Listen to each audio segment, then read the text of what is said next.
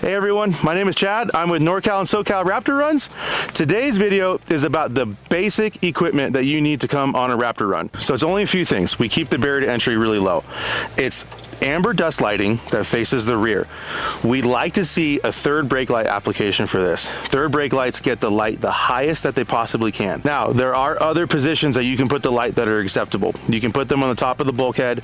You can put them in the rear bumper or next to the tailpipes. We don't really recommend that. That application, or that position really doesn't cut through the dust more than maybe 40, 50 yards, 100 yards at best. You need to have the lighting as high as possible. So that's why we choose that third brake light. If you choose a third brake light, you also solve a second problem that I'll go over here in a second. But the second thing that you need to attend a run is a hard mounted 50+ watt VHF radio. You can get it from places like PCI Race Radios. I personally use a Kenwood. I would recommend the Kenwood NX 1700 or 5700. The 5700 is a big budget radio, but the 1700 is a great example of a radio that you can put in your truck. It does not take a huge amount of room, and if you purchase through PCI, you can say I want the NCRR SCRR channel list, and not only is it all encompassing of the regular channels that everyone gets, it has our own branded channels. It also has other Raptor groups channels built in. We tried to make ours the master list that you could have for if you went with us, if you went with another Raptor group, but you wanted to communicate, we put everyone's together in ours. Now, going from the radio, how do we talk to everyone? We have to have an antenna. So the third brake light, if you did choose the third brake light, it has an NMO mount built on top of the third brake light. That's what you put your half wave antenna onto. Now, you can screw and unscrew that for when you're on runs, when you're not on runs. But if you choose the third brake light application, it does solve two problems in one.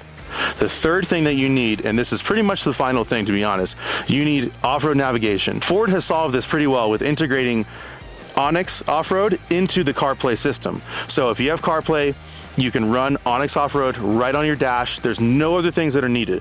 You can also run Gaia. So those are pretty much the two mapping softwares that you can use. If you want a different software like Lead Nav, you may need a different thing such as an iPad or run it off of your phone, which is not what I recommend. So what do you need for a Raptor run? The number one thing you need for a Raptor run is a good attitude. If you do not come here with a good attitude, everything else will fail. You could have all of the best gear in the world, it will fail because you do not have a good attitude. Off-roading has a great way of extending our day beyond what we expected.